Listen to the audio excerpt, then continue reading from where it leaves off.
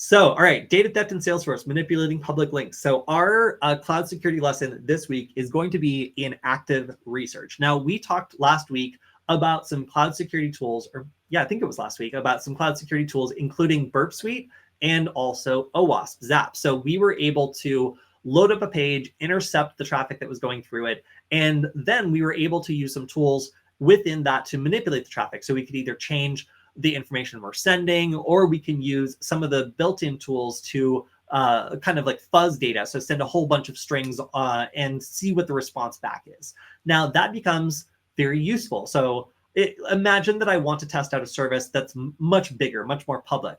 I can use the exact same techniques to analyze the way that undocumented APIs work. So in this case, that is what our security team did. They discovered a vulnerability in Salesforce's public link feature that anybody could have exploited to start scraping data from internal files. This is truly crazy to me. All right, so how in cloud security are we able to dig around and pull information out of places that we're not supposed to? Well, we already went through some of the most basic stuff, which is misconfigurations in like our AWS environment, in our buckets, or other things that allow someone to access it when they shouldn't. But this is much more sophisticated than that, but it's not complicated. So what's going on here is that we can use tools like Burp Suite to identify small differences in responses that give away information that can be stacked and eventually spill out like entire documents worth of data. So this public link feature is what we're targeting today and what we're talking about. And this feature allows anybody who is using Salesforce to share links with the public. So let's say that, you've got a presentation, you're sharing it with people outside your organization. You would click on, share presentation, you would give that to them. And then using this exploit, they would be able to potentially scrape other information that you had not shared with them. That is a big deal. So how does this actually work? So, all right, we've talked about public links. We've also identified that we'll share this with somebody who is not part of our organization. But in Salesforce, it actually generates a URL that is actually a Salesforce Lightning application. And it's going to verify a password if necessary, retrieve the file, and then show the file in the browser preview. So it uses what's called Aura components for their front-end elements. And when we create this link, it uses an Aura endpoint accessible to unauthenticated users to communicate with the undocumented API and pull the information necessary for us to get the link and share it. So people who click on the public link from Salesforce are what's called a hidden external user, and they have a restricted set of permissions to access files and other information on the server. But what our team did was start digging around and look at what those permissions can still be abused to do.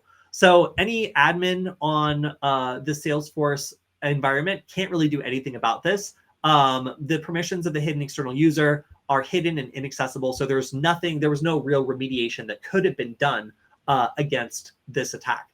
So when somebody tries to request information from a public link, the Lightning app requests the information using these parameters. And some of this, this looks like gibberish to me.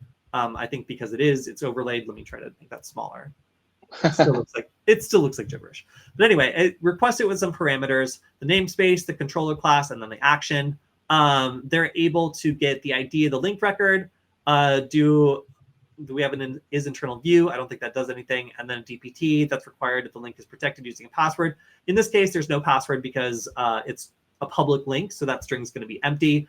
What our researchers started doing was poking around and seeing what methods they could access that were not documented.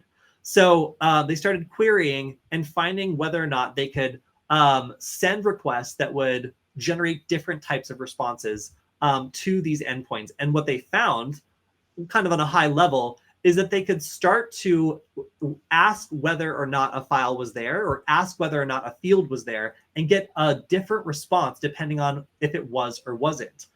So, all right, we found now something where if I'm interested in the contents of a file or a directory, I can start poking around and get an indication of what is basically internal but not shared with me. So this is called like a blind attack. We're not able to actually extract the data, but we are able to get a yes/no response when sending a request. So in this case, our researchers using Burp Suite were able to modify the request that was being sent and analyze the result in an automated loop. So they were able to send character by character information to fill out fields they were retrieving from documents and other pieces of information that were not supposed to be shared. So they were able to use some of these queries that they, and sorry, this is extraordinarily long. They were able to use some of these queries, these SOQL queries, to examine the response back and character by character rebuild information and be like, is this the next character? Yes or no? And basically construct hidden documents and other information from the result of those responses. So blows my mind. Like, how do you retrieve a document letter by letter if it's left exposed in a way where you can't actually pull the document out of the system, but you can send a web request that looks different depending on whether or not you guess that character correctly? By using OWASP Zap or Burp Suite, you can actually do this. You can start poking around and seeing what you are and are not able to access, and then use a tiny misconfiguration that lets you see the difference between a correct guess and an incorrect guess to build out privileged or hidden data that's not supposed to be shared character by character. So shout out to our security team for being absolutely crazy for figuring this out and finding a vulnerability that impacted every single Salesforce organization that was using these public links. So if you're curious about how cloud research is conducted, again, in this case, like, they were able to start figuring out how an undocumented API works, start sending information or trying to send requests for information they weren't supposed to gain access to, and analyze the response in an automated way to guess information in those fields character by character to expose data on the other side. So that's what's called a blind attack. It's very interesting because a blind attack is considered kind of like low tier